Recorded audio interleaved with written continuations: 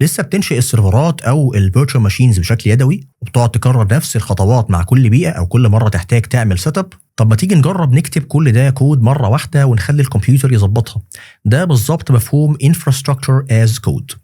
اهلا بيكم في حلقه جديده من تك تيوزداي. موضوعنا النهارده عن Infrastructure as Code او اختصارا IAC، يعني إدارة البنية التحتية بتاعتك باستخدام الكود بدل الطرق اليدوية التقليدية. خلينا نفهم الفكرة بمثال بسيط. تخيل عندك تطبيق عايز تشغله على 3 سيرفرات، واحد للتطبيق نفسه، واحد لقاعدة البيانات، وواحد للكاش. الطريقة العادية انك هتفتح لوحة التحكم او تكتب اوامر لكل سيرفر، تنشئ السيرفر، تختار نظام التشغيل، تنزل برامج معينة، تظبط اعدادات الشبكة. عملية طويلة ومكررة ومملة وكمان معرضة للغلط البشري. طب مع IAC هتعمل ايه؟ هتكتب تعريف للبنية التحتية دي في ملفات نصية، زي وصف تقول مثلا عايز 3 سيرفرات بمواصفات كذا وكذا. اول واحد يشغل التطبيق، الثاني الداتابيز، الثالث الكاش، كلهم متوصلين ببعض في شبكة معينة. وبعدين بأداة IAC نشغل أمر واحد بس، تقوم الأداة دي تقرأ الملفات وتروح تنفذ المطلوب، تنشئ السيرفرات وتظبط إعداداتهم بالظبط زي ما هو مكتوب في الوصف. الموضوع شبه إنك تكتب وصفة أو ريسيبي أو خطة بلو برينت يعني للبنية التحتية، بدل ما تعتمد على خطوات في دماغك أو في مستند خارجي وتعملها بإيدك كل مرة. الكود هو اللي بيوثق الخطوات دي وبيشغلها، وبالتالي أي حد في الفريق يقدر يستخدم نفس الكود علشان ينشئ نفس البيئة بالظبط، سواء تيستنج او ستيجنج او حتى برودكشن، كله بيبقى متطابق. اهم فايده للانفراستراكشر از كود هي التناسق والاعتماديه. يعني ايه؟ يعني لما كل حاجه متعرفه في كود، مفيش بقى سهو انك نسيت تفتح بورت في مثلا فاير وول في سيرفر معين، او نسيت تثبت برنامج مهم على سيرفر من ال3. الكود بينفذ نفس الخطوات كل مره، فمضمون ان البيئات كلها زي بعض. وكمان الكود ده ممكن تحفظه في جيت ريبوزيتوري زي ما بتحفظ كود التطبيق او الابلكيشن، وتراجع التغييرات اللي عليه. فلو حد عدل في اعدادات البنيه التحتيه بتقدر تشوف ايه اللي اتغير، تعمل كود ريفيو عليه، ولو حصلت مشكله ترجع للنسخه الاقدم بسهوله او تعمل رول باك. تعال نضرب مثال عملي سريع. واحده من اشهر ادوات الاي اي سي طبعا هي تيرافورم. تيرافورم بتشتغل مع معظم مزودي الخدمات السحابيه زي AWS وايجر وجي سي بي وغيرهم، وحتى حاجات تانية مثلا زي كوبرنيتس او حتى VMware. بتكتب ملفات باسم Terraform Configuration بصيغه بسيطه اللي هي HCL، توصف فيها الموارد او الريسورسز اللي انت عايزها. مثلا لو عايز تنشئ فيرتشوال ماشين على AWS، الملف ممكن يكون شكله زي كده. تقول له مثلا ريسورس AWS انستنس اللي هو نوع المورد، ماي في ام اسم المورد او ريسورس، بتشاور له على AMI معينه اللي هي ممكن نقول عليها صوره نظام التشغيل، بتحدد له نوع وحجم الجهاز في الانستنس تايب، وممكن مثلا نقول هنا T2.micro. السطرين دول بيعرفوا سيرفر EC2 انستنس بمواصفات معينه. لما تشغل تيرافورم هيقرا الملف ده ويقوم منشئ لك VM جديد على AWS بنفس المواصفات بشكل تلقائي. وطبعا ممكن تزود في الملف موارد تانية كتير، زي مثلا الشبكات VPC، سابنتس، قواعد بيانات، تخزين، اي حاجه بتحتاجها.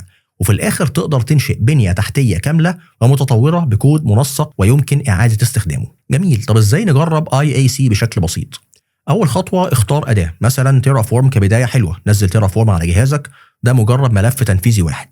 وبعدها لو عندك حساب مثلا على AWS أو على أي كلاود بروفايدر تاني، ممكن تكتب ملف تيرافورم زي الملف اللي فوق، بس طبعا غير في AMI ID لحاجة متاحة ليك في المنطقة بتاعتك. شغل تيرافورم init مرة واحدة لإعداد الأداة للمشروع، وبعدين تيرافورم ابلاي وشوف اللي هيحصل. تيرافورم هيعرض لك ملخص بالتغييرات اللي هيعملها. مثلا هيتم انشاء EC2 انستنس واحده جديده. وافق على التنفيذ وهو هيبتدي ينشئ السيرفر فعليا. روح لحسابك على AWS، هتلاقي السيرفر تم انشاؤه تلقائيا زي ما طلبت منه بالظبط.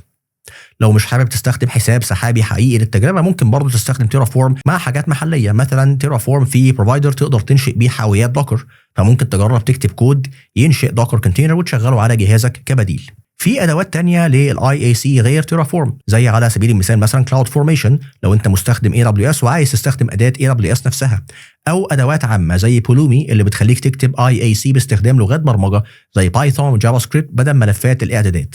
الفكره الاساسيه واحده، البنيه التحتيه بتاعتك يبقى وصفها في كود. وقبل ما نختم، نقطة مهمة، الكود اللي بيعرف البنية التحتية ممكن كمان يعرف التغييرات. يعني ايه؟ يعني لو عدلت في الكود، مثلا زودت سيرفر رابع وشغلت الأداة مرة تانية، هتفهم ايه الجديد وتعمل ابديت للبنية الموجودة بدل ما تعيد تكوينها من الصفر. وكمان لو حذفت مورد من الكود، الأداة هتعرف انه مش مطلوب وتقدر تمسحه من البيئة بأمان. ده معناه إدارة لايف سايكل كاملة للبنية التحتية عن طريق الكود. فايده تانية كبيره للاي اس سي هي السرعه والمرونه. لو محتاج تنشئ بيئه جديده مطابقه للبيئه الاساسيه زي مثلا بيئه اختبار تيستنج مثلا او ستيجنج، بدل ما تعيد كل خطوه بشكل مانوال، ببساطه تستخدم نفس ملفات الكود مع تعديلات بسيطه. في خلال وقت قصير تلاقي البيئه الجديده اتكونت بالكامل نسخه طبق الاصل. وبرضه لو عايز توسع مثلا تزود عدد السيرفرات عشان تستحمل ضغط اعلى، كل اللي بتعمله انك تغير رقم او تضيف مورد في الكود، مثلا بدل 3 سيرفرات خليهم 5، وتطبق التغييرات. الاداه هتزود السيرفرين الاضافيين بشكل تلقائي. كمان اي اي سي بيسهل عليك موضوع التعافي من الكوارث او ما يسمى بالديزاستر ريكفري. لو لا قدر الله حصلت مشكله كبيره وضاعت بيئه كامله، معاك وصفها بالكامل في الكود، فتقدر تعيد بنائها من الاول بسرعه. وفي موقع مختلف لو احتجت ده، بيخلي البنيه التحتيه بتاعتك اكثر موثوقيه وقدره على تحمل المشاكل. باختصار، Infrastructure as Code خلت إدارة السيرفرات والموارد أسهل بكتير وأقل عرضة للأخطاء. بقت زيها زي البرمجة، بتكتب كود تجربه تعدل فيه وتشاركه مع زمايلك. بعد الحلقة دي مثلا جرب تبص على تيرافورم مثلا وتشوف الدوكيومنتيشن بتاعته، هتلاقي أمثلة بسيطة ممكن تبدأ بيها. لو عجبتكم الحلقة اعملوا لايك واشتركوا في القناة علشان يوصل لكم باقي حلقات تاك تيوزداي، واستنونا الحلقة الجاية. سلام عليكم.